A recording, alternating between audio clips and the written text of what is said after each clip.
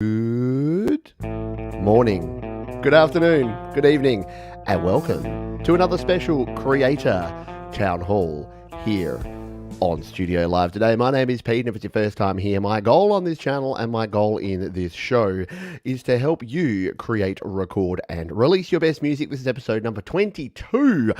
We've done 21 of these things, and this is episode 22. I have my keyboard here because we're going to be talking about some keys here today. And we're also going to be talking about home studio versus pro studio. When, if at all, should you be in a pro studio? What are the pros and cons? Have you been in a pro studio before? So that is my question of the day. We have asked it before, but I know many of you are new to the channel, and we're doing this at an all new time. So if you're here live, have you recorded in a pro studio? And what did you find different? What were the pros, the cons, the benefits, the drawbacks of being in a pro studio? I'd love to know your feedback on that one. We've also got some midpoint motivation to get through today. We've got some hidden gems, which I've got some great things, and we've got an artist of the week, all that and a whole lot more. But first and foremost, if you are here live and you have questions, guess what? Do that. Put the word question in front of your comment, and you will get your question answered as best that I can. So thank you to those folks who are here. Hello, Gregory. Hello, Deep Gravity, Joe Glenn, Jade Star, and anyone else who I've missed. Thank you for being here, and we will get on with the show. Now, I want to play a tune first and foremost because I have my piano set up here, and I'm rocking the Clevgrand 275, Ravenscroft 275 here. That's this one here, and it's a very cool plugin. If you've not used it before, it's a piano plugin for iOS, and I believe there's a desktop version. Someone can correct me if I'm wrong on that, but it's a very, very nice sounding piano. So I thought I would play a tune here to kick us off today because, look, I don't want to bring us all down here, but there's many folks at the moment who are going through some tough times, but both in the C word and the L word and all sorts of other words in between. So I thought I'd play a tune here to kick things off today. This is from my 2020 EP called Maybe, and this is a little ditty called Things Have Changed. Let's get a little bit of reverb there and play this one.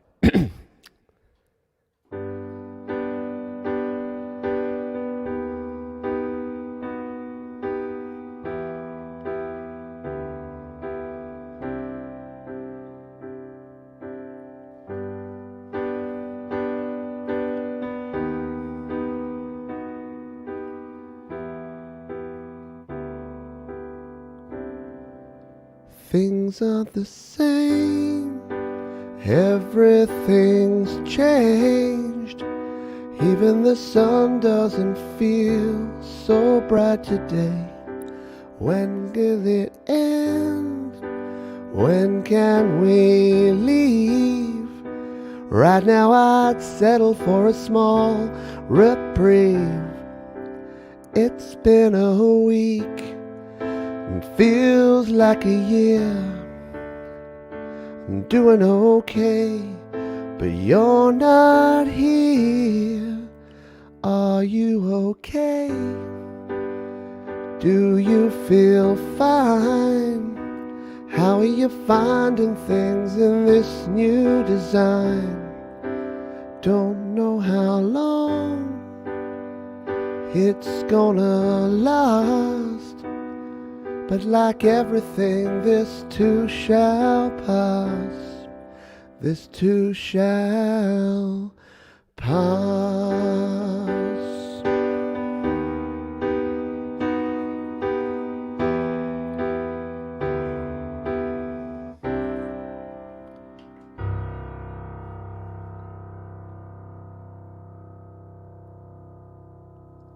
Things have changed from the 2020 EP called Maybe. Thank you, Key Station 49. My recommended keyboard if you are a creator and you are looking for gear for your home studio. You can, of course, go to the gear guide here, which is at studiolivetoday.com/gear. Let's get the camera angle back up here a little bit, shall we? So that I'm not looking down there the entire show. I hope you are doing well. And I didn't mean for that. Oh, it's going to sit there all the whole time, isn't it? That's all right. It's going to be a bit distracting. I hope that wasn't too much of a downer. That song is about hope. That song is about the fact that, yeah, we're all going through some stuff. And despite the fact that sometimes I hear people saying, yeah, isn't it good that it's all over now? And yeah, it's not quite. We do need to just hold tight, hang tight, because there's some things to go through. But hey, we're all in this together. As Ben Lee famously said, we are all in this together. Gway says, have that one, the S49 and the S25 too. Hello there. It's Valium. Hello, you sexy people. I hope you're doing well. Oi, oi, oi. Yeah, so the piano tone there, if you missed it at the start, there is the Clevgrant. No, it's not. It's the Ravenscroft. Ravenscroft 275 piano plugin, which I was simply playing it straight through the GarageBand here, which is pretty cool. Now, I wanted to talk about keyboards, because the first thing I wanted to talk about here is if you are getting a MIDI keyboard, if you're a piano player, or if you're a pianist, or even if you're just playing in like lead parts or synth parts or bass parts or whatever, there is a bit of gear you need. And I'm going to have to reach down here to the floor to grab the bit of gear that I'm going to talk about here. And it's this. It is a sustain pedal. So you would have noticed that when I was hitting the keys there, when you release there, if you have a sustain pedal, you're getting that nice... Look, Ma, no hands. So a sustain pedal, if you're not familiar with keyboards, does that. It sustains the notes. And when you flick it off, it goes away. Now, again, over on the gear guide, I have some sustain pedals that I recommend. The one thing you want to do if you're getting a sustain pedal is make sure, see on the bottom there, it has a switch. See how it's got this little polarity switch here?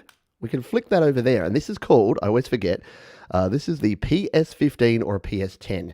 Now, you can buy a straight-out PS15 or PS10 pedal that doesn't have the switch. But if your keyboard happens to be wired the wrong way around or the other way around, guess what? You are SOL, which, as we know, means sort of out of luck. So what I recommend here is if you're...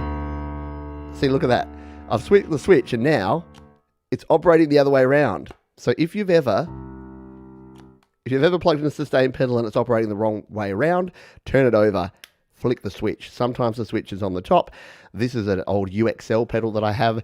The M Audio ones have the switch as well. The Yamaha ones, the Casio ones, whatever it is. But get a pedal with a switch if you're going to use a sustain pedal. And if you're using a MIDI keyboard, anything 49 keys or more, you should probably invest in a sustain pedal. They're about $20 and they will do you well. So there you go. There's a couple of little tips if you're starting to play some keys with your setup in GarageBand or anywhere else. But yeah, I know, Jade. It says I wish it was true, but clearly there are those who aren't in this with us.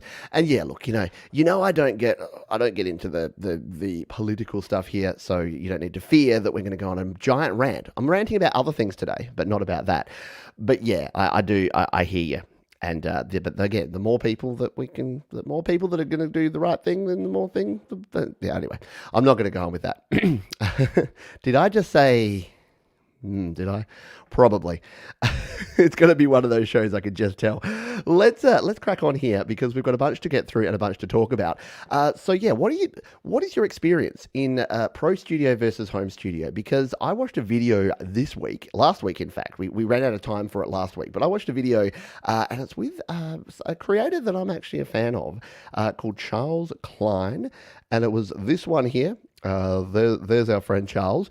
And if you haven't checked out Charles Klein, check him out. He's doing really well, nearly 50,000 subscribers. Go over and support Charles. He does GarageBand tutorials, does a whole bunch of home recording and home studio related stuff. And this particular video here, I'll turn off the audio so that I'm not taking Charles's audio here.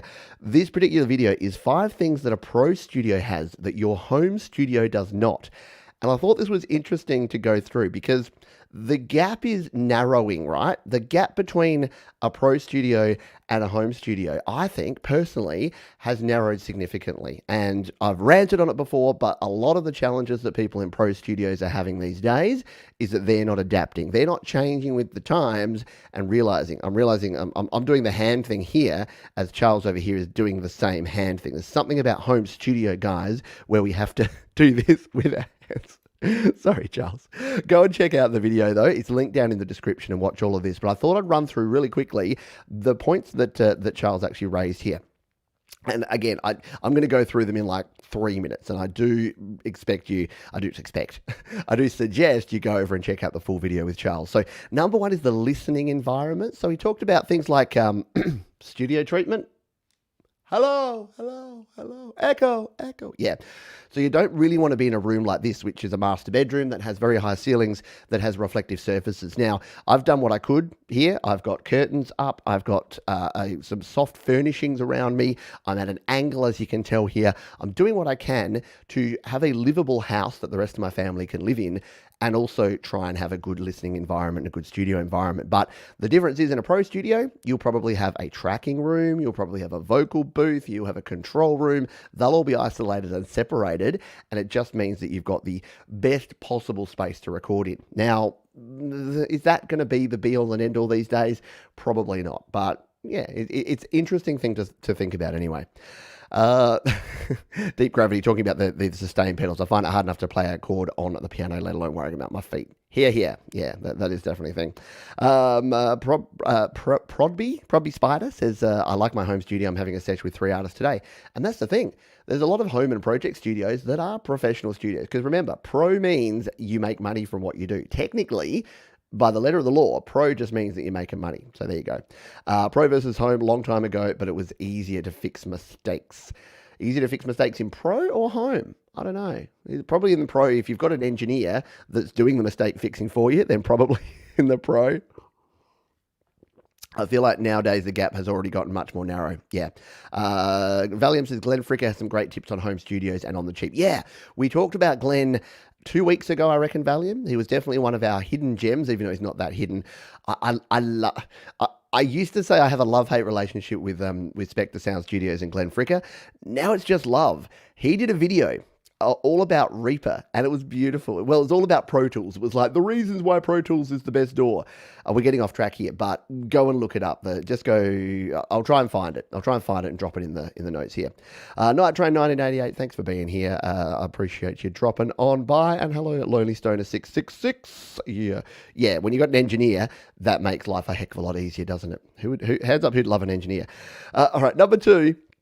Number two is around preamps. So specifically external outboard kind of gear. So I'm an in-the-box kind of guy. I like to do everything in the box these days, and all of the gear that I use is consumer-grade gear. So the gear I use and the gear I recommend, and again, you can go over to the gear guide, studiolivetoday.com/gear. All the gear I use and recommend is consumer level. So for instance, if you grab the USB audio interface that I recommend, the Steinberg UR22C, then it has preamps built in. So you plug your microphone straight in, it's got the converters, it's got the preamps, it's got everything. A pro studio is probably going to have a separate preamp that you plug your mic in, and then you'll line that out in. That'll go into your converter. Your converter will then go into your computer and your Pro Tools HD rig or whatever you're using to record. So it's just about having more outboard gear. And you may have outboard compressors, you may have outboard EQ units, outboard reverb units, limiters, a whole bunch of stuff. Can you do pretty much all of that in the box now? Yeah. Is there a significant difference between a preamp in your audio interface and an external tube preamp? Yeah, but does the average person recording in their home actually need it? Probably not.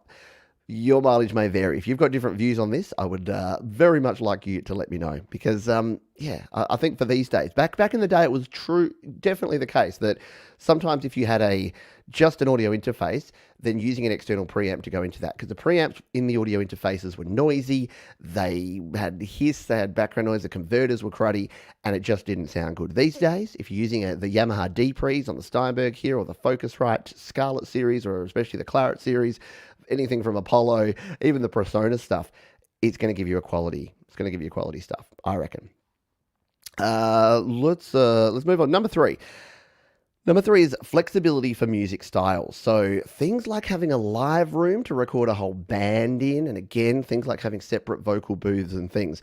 Being able to have all of the mics to mic up a live band. Now, for most of us in our home studio, is this a big deal? Maybe, maybe not. If you're starting your own project studio and you're going to be a creator and you want to record whole bands, then yeah, maybe you need a drum room. Maybe you need like 8 mics, and maybe you need a 24-channel interface so that you can record everyone and everything at once. Or if you're a band and you go into a pro studio, you got all your stuff really down tight, you record it all at once, maybe that's actually a benefit for you. So I still think that for a live band that wants to actually get their recordings out there and record as a band, as one unit, not a bad idea to check out a pro studio.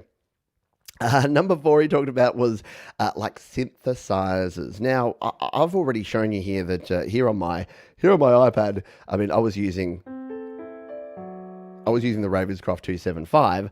I could not do that. I could just as easily come here and grab a different instrument. So if we came in here, I could grab a synthesizer. I could grab the D1 synth here, and I could be playing some classic sounding synth sound. Oh, I don't have it set up right. Every time I try to use the D1, I realize I don't really know how to use it, and I never have it set up properly. What's something that we can grab that I have? So you can tell I'm not a synth guy. What about this one, the Model 15? And yeah, no, same problem, the Moog Model 15. I've not got these set up to actually play through, but you get the gist here. Yeah, you don't need to hear it to understand that. If I wanted to have an actual Moog synthesizer, or Moog, depending how you want to say it, in a studio, that's going to cost me a lot of coin, and that's going to be a lot harder to do. If I want to actually use a Moog device and I can use a plugin like this, it's going to be a heap less expensive in my experience. Because, yeah, if you want to get like a Juno or a DX7 or one of those sort of brand name synthesizers, you're going to be paying a pretty penny, just quietly.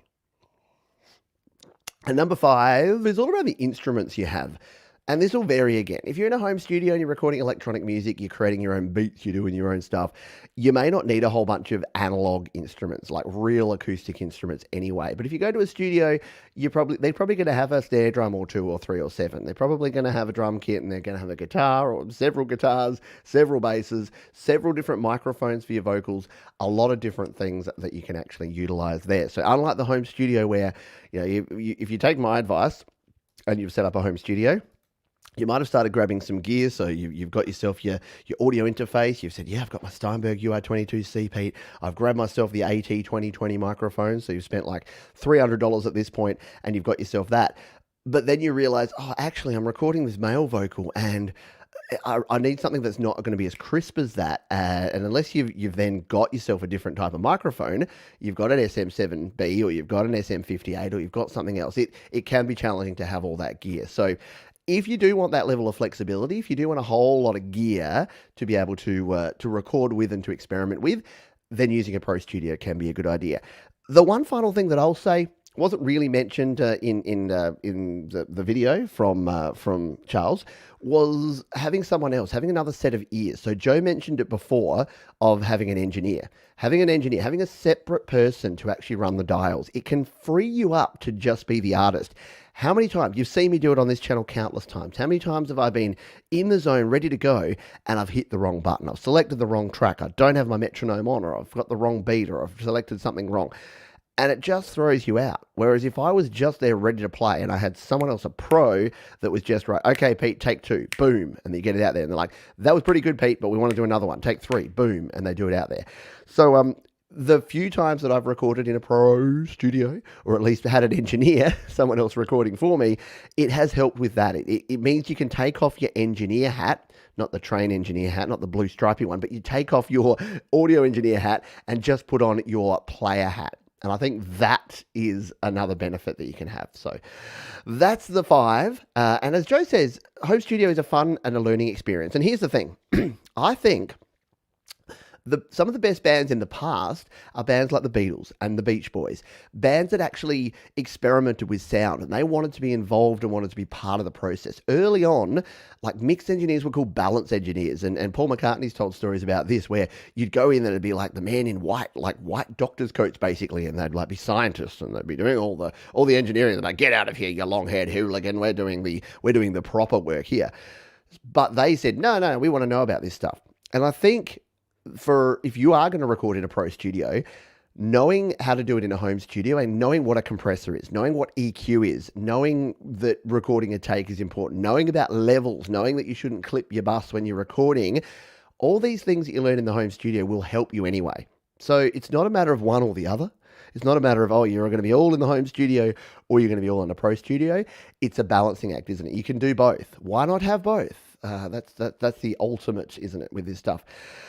John de Blues, hope you are doing well, my friend. I still have a Sennheiser MD412, which is considered the little brother of the famous MD421. It has a 3.5 mono jack now. Is it possible to put an XLR plug on it, and how should I wire it? Okay, Sennheiser. I'll look this up as I'm talking here because I don't know. It depends on what type of connection it has. And Sennheiser MD412. We will bring this up over here. Sennheiser after the M421's little brother. Yeah, so let's just come in here too, so that I can actually have a look here. I agree. Right. Ah, yes, this one here. So a microphone, microphone with a 3.5mm plug. This is a tricky one. Because and I don't actually know what sort of microphone this is. We'll have a look. These are known for sounding like crap. That's not a good introduction, is it? So, yeah. So, yeah, it's definitely, mine has a tail with an XLR attached.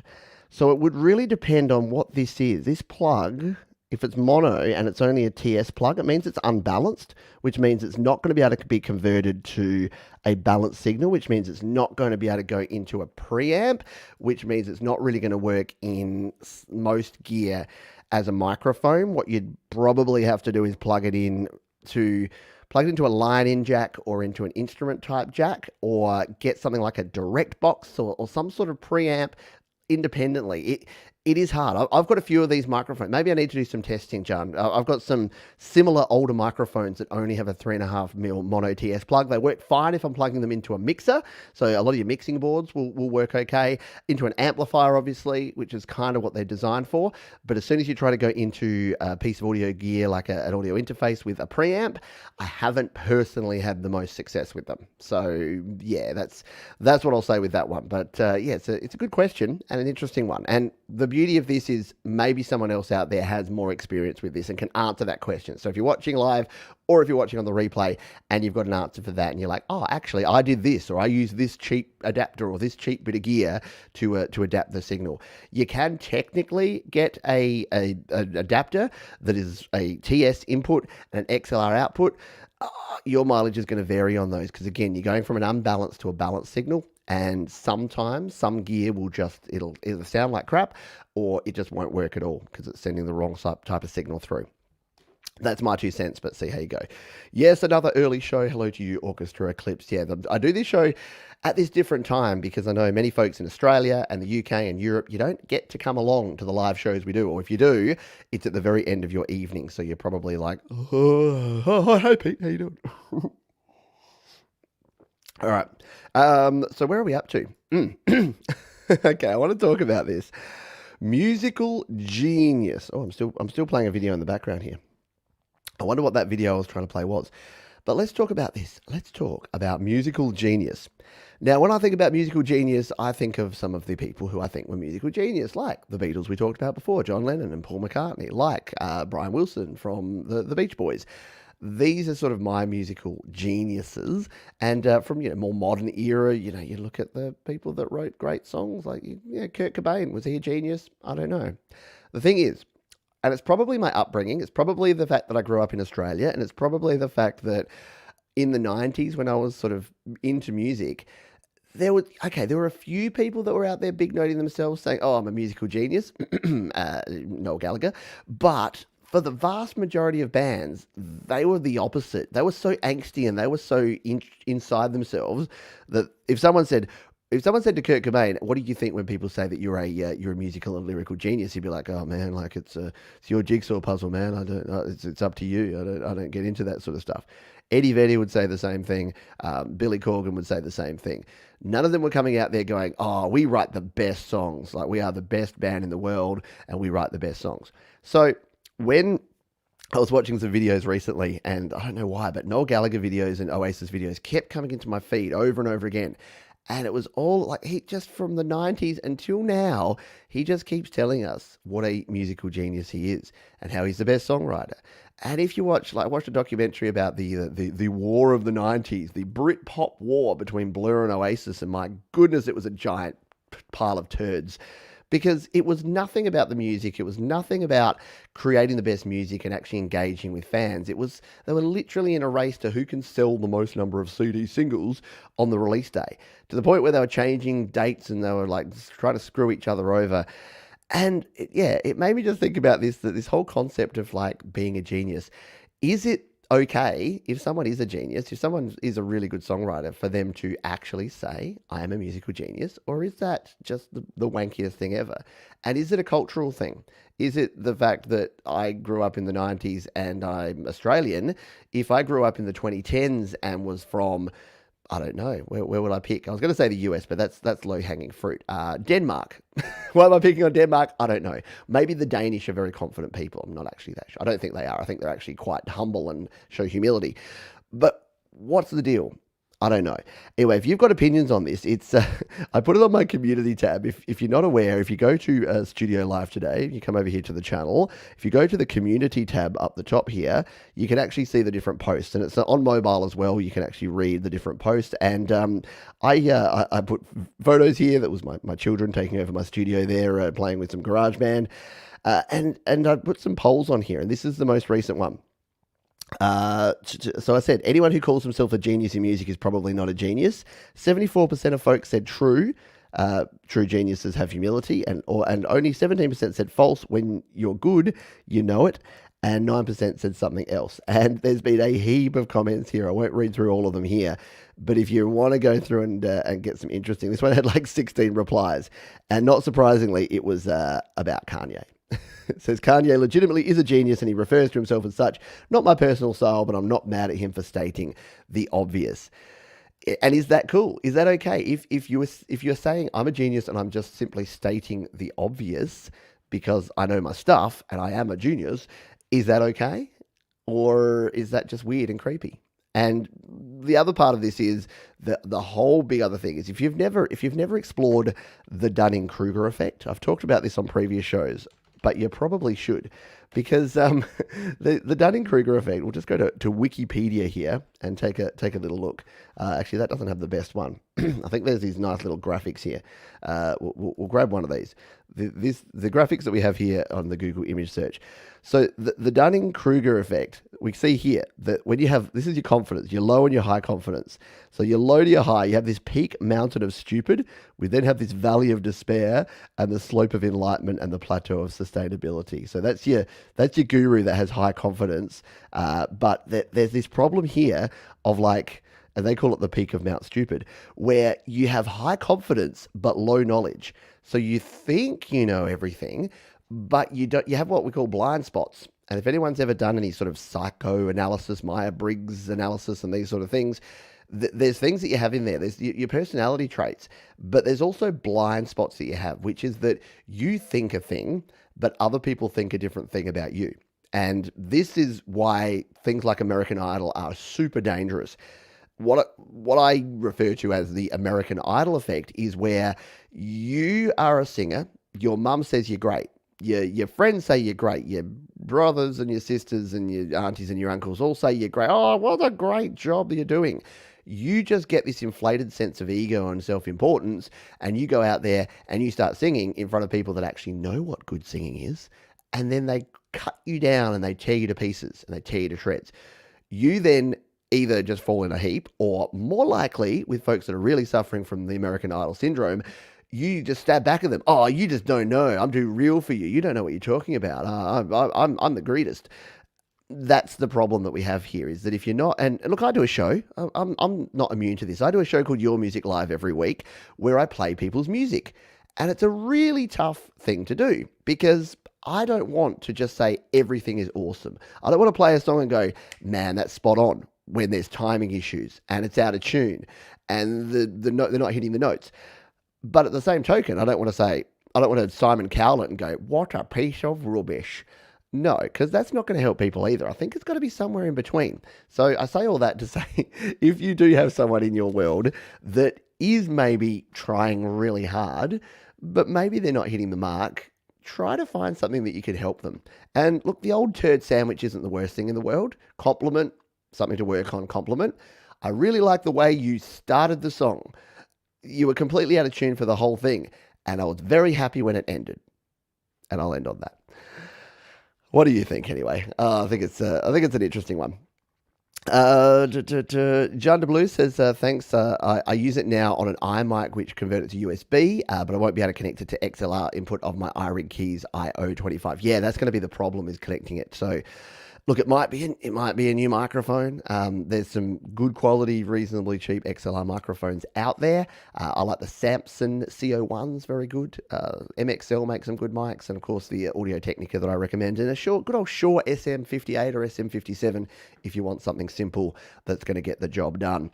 Nova Cascade, hello to you. Hope you're doing well. Personally, we love recording at home. Of course, being in a pro studio has its benefit, but the freedom of the home environment allows for much more experimentation without worrying about your bill. That's the other thing, isn't it? When you're not on the clock, it's really quite relaxing. The flip side of that is, what they say, the work will expand to fill the amount of time you have. So that can be kind of the downside of something like that sometimes you're going to be spending more time than that. Yeah, that was MSM stirring up the S word between the bands. Yeah. Tom and Co. Hello. How you doing, mate? Hope you're doing well. Biosphere says genius equals obsessive compulsive plus idiot savant. There you go. That's a lot of words. It's late at night for me here, and by late at night I do mean 9 p.m. because that's about my bedtime. All right, it is time for the middle of the show, and here in the middle of the show we do something that I like to call midpoint motivation. And this week I wanted to talk about finding time. So how do you find the time to do things when you have none? And I've talked about this a bunch of times, but I get questions every week saying, I'm burnt out. I don't have time to do any of this music stuff anymore. It all seems very complicated. It's all very overwhelming. And I was chatting to a friend of mine. I'll call him a friend. He's someone that's been around the channel for some time, a patron of mine. He's emailed me a few times recently, and a recent one said, look, I'm simplifying things. I'm going back to basics. I was finding that I was getting too overwhelmed. These aren't exact words, so if you're watching this, my friend, apologize if I'm misquoting you. But that was the premise of it, saying, I just need to simplify. I'm exploring simpler concepts. I'm exploring notes and chords and rhythms and just trying new things.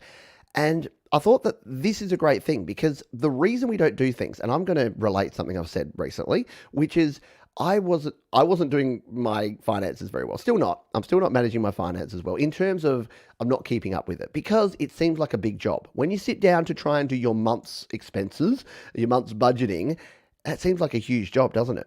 However, if you can chunk that down and you can say, all right, today I'm just going to do the first of the month. I'm going to go back and look at all of my transactions on the first of the month. And then tomorrow, I'm going to have proven to myself I can do this, and I'm going to do 4 days. And then the next day, I'm going to do 7 days. And then in 5 days' time, guess what? You've done your 30 days, and you're all good to go. So that's the sort of thing that I'm thinking about here in terms of music, is that the reason that I grabbed my keyboard here today, is it still plugged in? No, it's not. The reason I grabbed my keyboard here today and just played a song at the start there is that I was getting a little bit run down. I was feeling like I was a bit tired. I was a little bit lacking in motivation. So I thought, what do I do here? I'm like, you know what I want to do?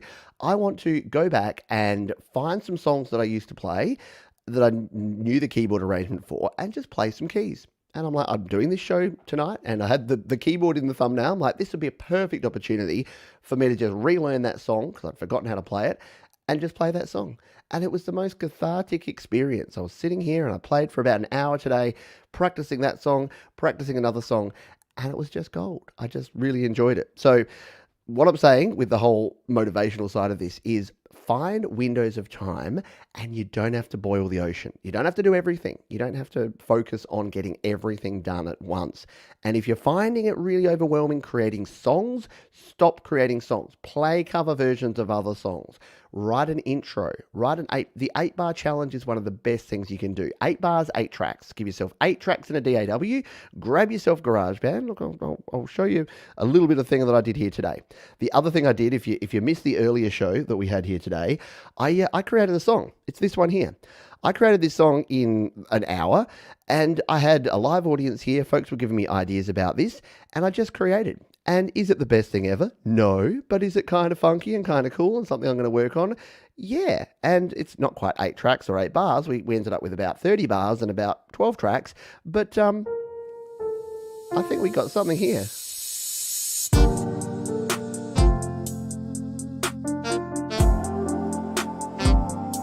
We've got this problem, by the way.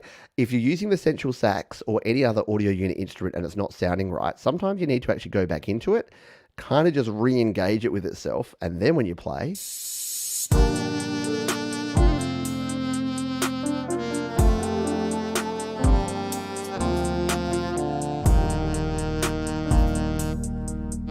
So again, this isn't going to be the best thing in the world, and it may not turn into anything, but boy, did I have fun. And it only took an hour for me. And you may not have an hour, you may have 15 minutes, which is why you're going to do 4 tracks and 4 bars. You're just going to create something. And if you are really, really stuck, one of the best things in the world that I've ever done is try to create a bad song. The bad song, the bad creation challenge, one of the funnest things to do. See how bad can you make something? That's what I would recommend anyway. So that is my midpoint motivation for this week. I hope that helps some of you out there that are on the fence here, that are thinking about doing things. Joe Glenn says, I think CRR for truly honest input and advice, or I thank CRR. Yeah, if you're not familiar, by the way, if you're not part of the Create, Record, Release Facebook group, I highly recommend it. Look, if you're not a Facebook person, I get it. You probably don't want to know about Auntie Beryl's ingrown toenail either. But it is actually a cool place, because if you forget about that, you know what? Here's the thing. Just create yourself a separate account. Don't tell any of your family and friends if you don't want to do the whole Facebook thing. But do come and join us right here at the Create, Record, Release Facebook group, because you can see there we've got 933 members. And just look at the group of people we got there, like Jade Starr, Mike Enjo, Ron Ward, Samantha Edge, Sarah Newen, Tom Rochelle, Gary Hubbs, Gwegwe Garu, like all these people, Dean Nimmons in there, Joey Helpish, like Jason Robert. All of these people are people that can help you. They're creators themselves. They're educators. They're people that will give you honest feedback. They're not going to sugarcoat it. They're also not going to shoot you down, because we just don't let people in the group, because it's a closed group, because it's a private group. I get the final say. And if someone comes in and they act like a dick, guess what? We tell them to go and find a group with a bunch of other dicks acting like dicks, because we don't tolerate that. So if you want a safe space to share your music, and again, if you're not a Facebook person, I get it, but come and join us over at Facebook, like JJ Hermley. Hello from Vermont, USA. I hope you are doing well, my friend. Ow, my hands. Whilst not great on the pocket, a new bit of gear is always great for motivation. Bought my first ever Gibson on Saturday after waiting for one for 30 odd years, and I can't put it down. Maybe that's going to motivate me. I have an Epiphone Les Paul. I've always wanted a Gibson, but I wouldn't know what to get. What Gibson did you get? I wouldn't know whether, because I kind of love an SG. I'd also kind of like a Gibson acoustic, but I've heard from everyone ever that's owned a Gibson acoustic that they stay in tune for about 14 seconds. So you spend more time tuning than you do playing. But let me know. Barry Glenn, hello to you. Been watching, but have to go to work. Oh, Joe will fill me in. Goodbye. Yeah, have fun at work. Is that the right thing to say? Tolerate work. Not quite sure what you do, Barry, but got to make a crust, don't you, out there? Thought I'd smash the Deep Gravity says, you are one of the smartest people I know. I thought you'd smash the financial stuff. 'Tis boring, but it is boring. And I know Deep Gravity runs his own business as well. There's nothing more boring than the finance side of things, but it's a thing you have to do. And guess what? As many folks here in Australia know, it's getting to the point where I need to do my tax return for last year, so I'll need to do that. So we'll work through it. We'll get there. I just need to do less of this, but I love doing this. This is what I love. I need to hire a bookkeeper. Every time I talk about this, I'm like, I need to hire me a bookkeeper. Dan Eckberg, I'm watching this at work. The bosses are not in, so this is awesome. Well, welcome, my friend. I hope you're having a good work day, and it is good to see, again, all of the different folks in different parts of the world that can tune in to this show because it's at this different time. And speaking of different times, or not really. Speaking of bad segues, next week we have a special guest. Actually, hang around to the end. I'll finish by telling you who the special guest is going to be next week and what we're going to be talking about, because I think you'll find it pretty interesting. There you go. Furniture maker plays with sharp rotating blades. That's what you want to hear when someone who can play a mean guitar and a mean mandolin. You want them to be putting their fingers near sharp rotating blades on a regular basis, Joe. Geez, that's a worry. Where safety first, Barry. Don't cut a finger off. We need you to be able to keep playing those wonderful mandolin parts in the music there. Bought a Les Paul tribute from Derringers, US made Gibson without all the fancy stuff and about 2K cheaper. Excellent. Derringers, Australian. Yeah, Charles. Yeah, I buy a bit from Derringers myself, actually. They're good people. I bought my Taylor acoustic from Derringers back in the day, which is very cool. Where are we up to? What are we talking about? This is what I want to do. So if anyone has any questions, once again, if you're here live, you can put the word question in there. But I thought I used to do a Q&A show. Oh, this is really loose. My microphone's really loose. It just came off. All right, bear with me, folks. We're going to have to go handheld for a moment because my mic collar here, it's been getting loose for a while. And instead of being, spending the 30 seconds, taking the collar off, re-threading it and screwing it back on, which I'm now awkwardly doing while in the middle of a live show, I decided to just leave it. Just leave it. It'll fix itself. It'll somehow screw itself back on and be magically tight without me intervening at all. Yeah, how did that work out for you, Johns? Good work, sunshine. All right, we'll just we'll move this back around and then we'll be golden. I do like the low, I was touching that bit, but the handling noise on this mic is amazing. Like, yeah, it's a little bit there, but it's designed to be a handheld mic, which is why I like it. Why I won't change. Now I've got to tighten this bit up. This has been Tightening Your Bits with Pete Johns, Studio Live today. Let's move into a new segment that I'm using this week, and because I wanted to start answering some questions. It's going to be the high five. It's going to be quick fire Q&A. I'm going to answer 5 questions from the week, and these are questions that have come in from folks who have asked these in the chat, in the comments, in fact. They've asked them in the comments on a video, and I thought that they were such good questions that I wanted to come in and answer them here on the show. So if anyone else has the same question, guess what? You can get it answered too. So let's jump in here and take our first question, and this is from Felice Guy, who asks, "Hi Pete, I don't have the vocal transformer option on my iPad. Is it something I have to install? I have a newish iPad running iOS 14 and the latest version of GarageBand." Now, the reason I wanted to talk about this is I've had this question quite a few times in recent times, and I don't know what the problem is. It might just be learning around your way around the plugins and EQ, or you're looking in the wrong section here. But to get to your vocal transformer, if we have a vocal track, which I have here, you go to your plugins and EQ, and this one here, plugins and EQ, hit the edit button. And what you may need to do, if you've already got these full, you'll need to remove one. I recommend the effect EQ. This one virtually does nothing ever. And then hit the plus button. And then here, it's your last one. It's this one down here. And sometimes it's sort of at the bottom and you have to scroll down to get to it. So that might be why people don't see it there. Scroll on down, vocal transformer, and then you're going to get some cool, funky vocal transformer action in your life, a little bit like this. Sometimes I gotta try too hard to fit in. Then I gotta be who I wanna be. And maybe you don't want to do exactly that with it. But there's your vocal transformer. Excellent question, and thank you for asking it. And if you are having problems finding your effects and EQs and other things in GarageBand, that's how you do it. Next question comes from Hi Made. Hi, mate. Oh, mate. Hi, Pete. Love your videos. Been watching your videos for mastering my audio sound quality. Last time I used Audio Fix to boost my audio, and then the quality became very worse when I uploaded to YouTube. Maybe YouTube compressed it. Do you have any idea what to do with that? I do. Great question.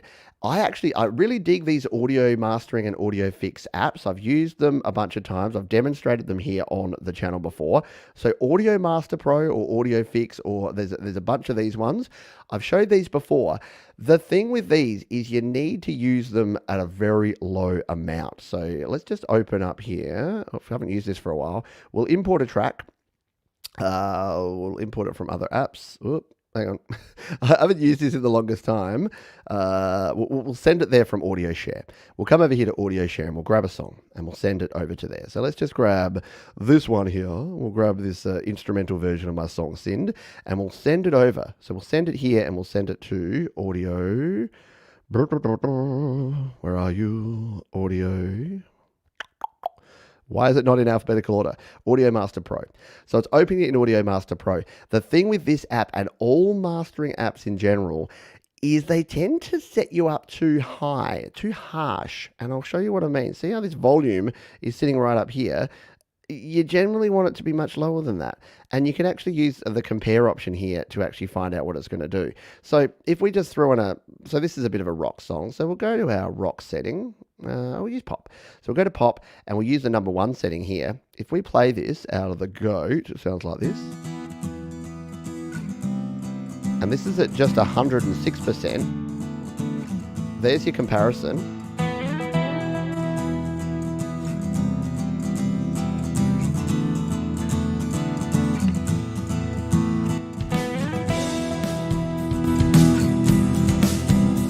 But see how quickly it can go up too fast. So even though this is using limiting, the default setting that it puts you to here in almost every mastering app is too loud. So my recommendation for everything like this is turn it down. So whenever you're using an audio mastering app, start lower. Yeah, go a bit higher and just see what it's like if you totally crush it. But then start lower, bring it up until you notice, until you hit that threshold where it no longer sounds awesome, it sounds crummy, and then dial it back. And then dial it back a little bit more, because you're right. Things like YouTube will actually over-compress it, and you want to err on the side of caution if you're doing something like that. So thank you for the question. We'll move on to our next one. Remember, if you're here live or if you're on the replay and you have your own questions, feel free to throw them in the chat or in the comments. I will get to them either here live on the show or in the comments if you ask them there. Or maybe you will be a comment for next week's show. There you go.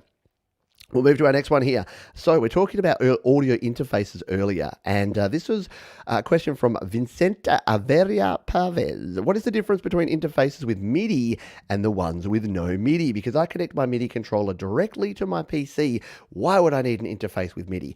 What a great question. And the short answer is, if you are using MIDI gear that has older connections, you will need to use it will be useful for you to have a piece of gear that has MIDI connections. So there's 2 types of MIDI connections. There's USB, which most modern stuff has. The things like this, the Keystation 49 that I was using earlier, that has a USB connector, and that connects straight up via USB.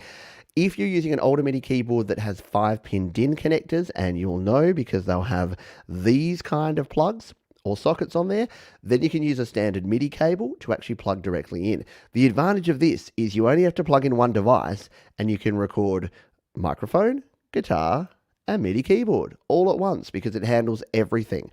If you've got a USB keyboard and you plug this in at the same time, then you can still do everything all at once. You're just going to be using an extra USB port. Now, for mobile creators, that means you may need extra power, or you may need a powered hub so that you can use both of them. Whereas if you're just using the one device and you're plugging it in, say, via USB-C directly to your iPad Pro, you may not need it. So technically, if I wanted to, I could actually use a MIDI keyboard because I've got this plugged into my iPad right now, but I'm also using a USB MIDI controller, because I just plug that in separately. If I had an older USB keyboard here, older MIDI keyboard, I could plug it in using those.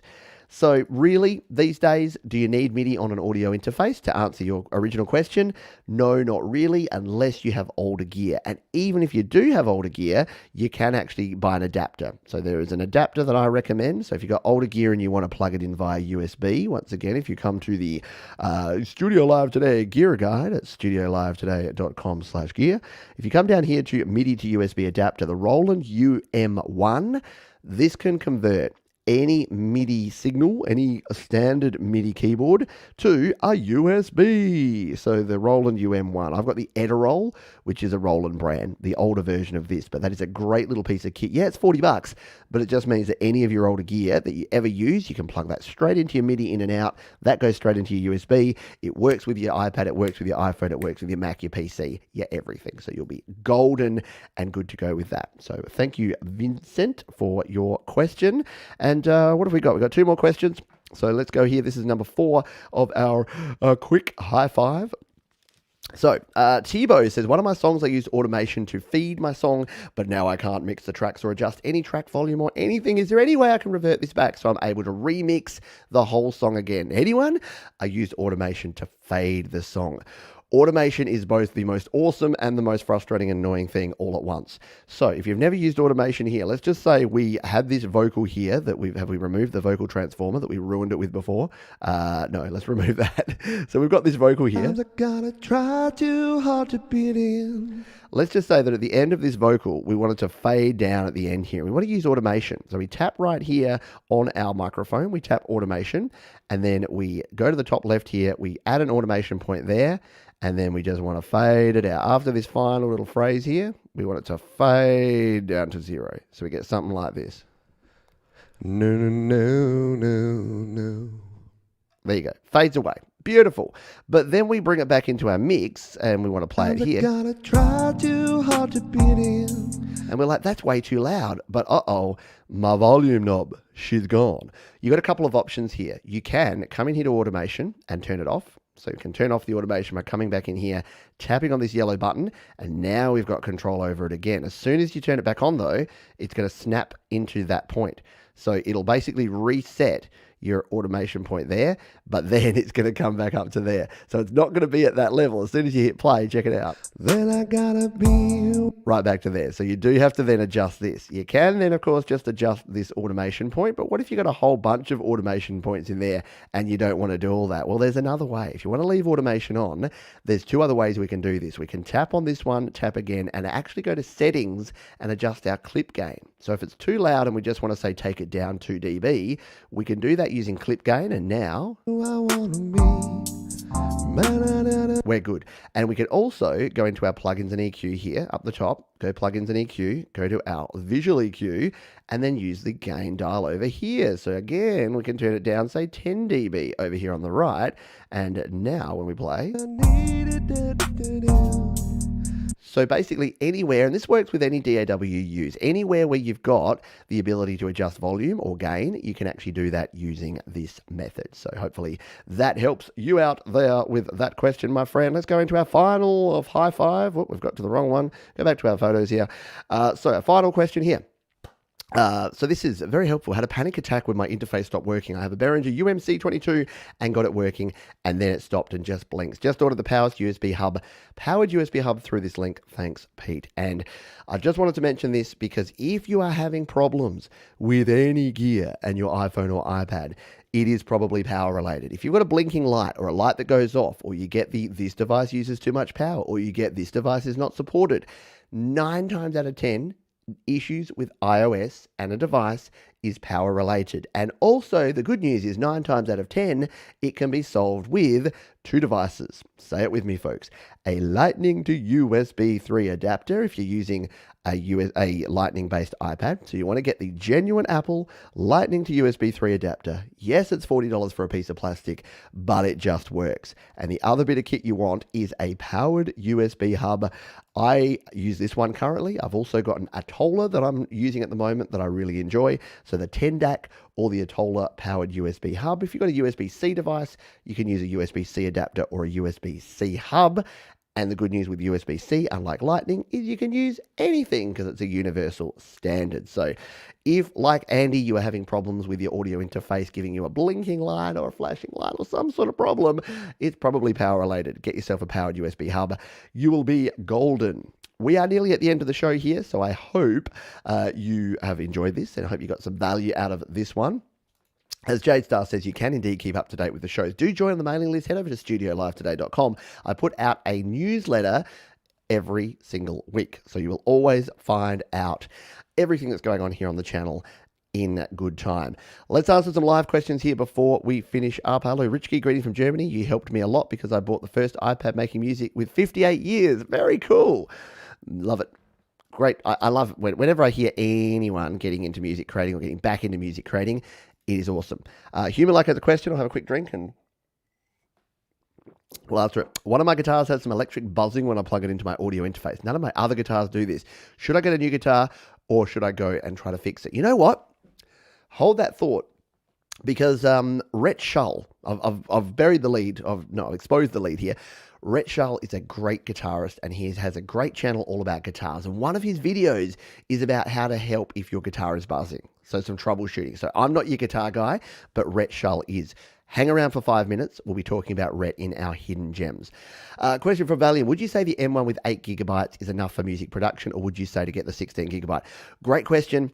I have the Mac Mini M1 with 8 gigabytes and 256 of storage. It is the absolute base model, and it is working beautifully. I've been trying it out with GarageBand on Mac. I just did a Patreon stream earlier this week, trying to record in GarageBand Mac. It is working flawlessly. Love it. If you have the budget, and if you want to use this machine for the next 5 years, I would go to 16 gig. Do I regret going 8? No, because I want to push this thing. I'm about to go into GarageBand Mac, and then I'm going to check out Logic. So if you're not in a hurry, wait around about 3 months, because I'm going to be your guinea pig, Valium. I'm going to be giving it a test run, and I'm going to be throwing stuff at Logic. I'm going to be recording multiple tracks and throwing plugins and doing all sorts of things. So we will soon find out all about that.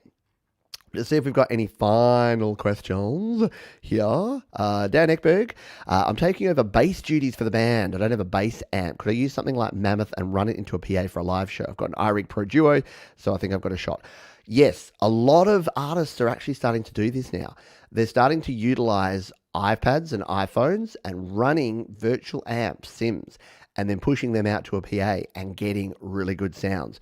The key is exactly what you've said there, is having a good quality audio interface. So the iRig Pro Duo has balanced TRS output. So you could go out to, and you wouldn't really need a stereo channel, but the important thing is to be able to go out to a TRS input. So you can send a balanced TRS out, so 2 left and right out of your, and maybe, I mean, bass, you're probably not going to do stereo effects or anything, but you might as well have the stereo out and then go straight into a desk, and you're going to have a nice balanced signal coming out of that.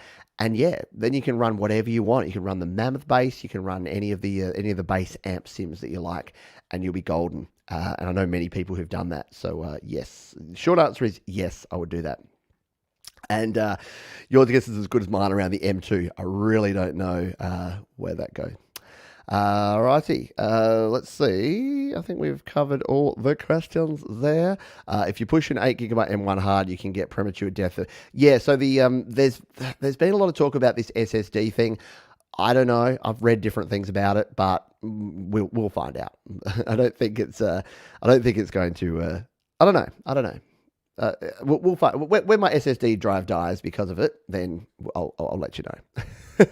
Christoph says, I find myself liking the iPad interface of GarageBand a lot better than when I open with my Mac. What do you recommend doing about that? Use iOS. That's what I've been doing. I'm checking out Mac. In fact, hang around, because I'm doing a series about transitioning from iOS to Mac, because that's what I'm doing. Not permanently, but I'm trying to learn Mac as an iOS user. So it's really interesting learning what's different and how it actually works. So yeah, we'll see how that goes. Right, let's jump in, because we've got literally 4 minutes to do our hidden gems here at the end of the show, and I wanted to show you a few cool things that you can go away with and check out for the week. So we'll jump in here to our hidden gems. Now, we've already taken a look at this one. It's our man Charles Klein. Check out the link down in the description, and do follow Charles, because he's got some great videos. Number 2, I want to recommend this again. I keep recommending it, but it is Watch the Sound with Mark Ronson. It's on Apple TV. I won't harp on about it, but I keep talking about it because I've watched all 6 episodes now. If you're a music creator, if you want to know how the pros do it, and if you want to feel good about yourself, because every single pro says, just get in and do it. Just create. Don't worry about all the bollocks. A very famous band once said, never mind the bollocks. Here's the Sex Pistols. So, yeah, just get on and do it. But if you don't have Apple TV, you get a 7-day free trial. I'm not affiliated with Apple TV, but I highly recommend the series.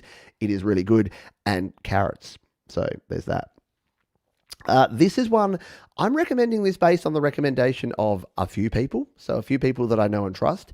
And I'm about to watch it. So I'll be able to come back next week and tell you what I think of the Bo Burnham Inside, the 2021 Netflix special. Here is the trailer, and it looks cool. I won't spoil anything around the premise, but watch the trailer. It's linked down in the description. If you have Netflix, see if you want to check it out. He's a musician, he's a comedian, he does cool stuff, and he does it in like a home studio style space. I thought it was a cool thing. I'm going to go check it out. Next up, this is what I was talking about before. Now, this is a video which is how to really use Overdrive like the pros. This is the Rhett Shull video that I've recommended down below, but I'm rettining I reckon there's a Rhett Shull noisy guitar. Let's just see if we can go like noisy guitar. He definitely had a video about this, I'm sure. There you go. Why is my guitar buzzing? Fixing fret buzz. So it may not be that problem, may not be fret buzz, but at least watch that. And I reckon if you go through a bunch of Rhett Shull videos, if you binge about an hour of Rhett Shull, you'll probably find a link to the solution you're looking for if you've got a problem with your guitar. So that is another recommendation here for the week. And last but not least, and I'll be talking about this next week, actually in 2 weeks' time. So here's a teaser. This is a very old video. It's from 2018, but it's from Musician on a Mission, which is a great YouTube channel. And this is the only 16 mixing tips you'll ever need. Are they the only 16 tips you'll ever need? Maybe. I did find it funny that the next video that was recommended of this same creator was 21 mixing tips that would have saved me years. So I think our friend here has gone to the school of YouTube that always make it a list and always put a number in there. And the least, we used to be top 10s, but now 16 and 21. Now it's like the 7 GarageBand hacks you'll never get over. I don't know, something like that. Sorry to rush the hidden gems, but I'm trying to keep this show to an hour because I respect you and I respect your time. So I do want to say thank you all for being here. Now, next week, we have someone amazing that is going to be joining me here if all these stars align, and that is our friend. She's been on the show plenty of times before. It is the one, the only, the wonderful Sarah Newen. This is her channel over here. She is a creator, and she basically is a live streaming guru. So she'll be helping us learning more about live streaming, about creating, and we're going to cover a topic that's interesting, which is how do you actually make money as a creator? Yes, the dirty 4-letter word of cash. How do you actually profit or at least cover the bills and be a creator at the same time? My friend Joey Helpish has a saying, which is, you don't want to be a starving artist, you want to be a surviving artist. So even if you're not in this game, this creator game, to make a fortune and be a millionaire, because hands up, who's not? Me, right here. But I've managed to be lucky enough to put myself in a position where I now make a living. I can pay the bills. I can keep the lights on. Because you know what happens when I don't keep the lights on? We look like this. So because of you folks, we keep the lights on here. See, I did the joke without even being prompted. So that will be an interesting topic to talk about next week. How important is it to make money when you're creating? And what options do you have? Because you might be surprised at how many different things. It's not, as your creator, it's not just about making art and selling art anymore. There's a whole lot of other stuff you can do. Live streaming, coaching, courses, mixing, mastering, all sorts of cool things that you can actually do. So that is going to do it for this one. Thank you for all being here. I do love you all. And remember, as we say on the end of every show, please be kind to yourself, be kind to others, and keep creating. Big weekend coming up. Head over to studiolivetoday.com to find out all the information about what we have here on the channel. And be cool, people.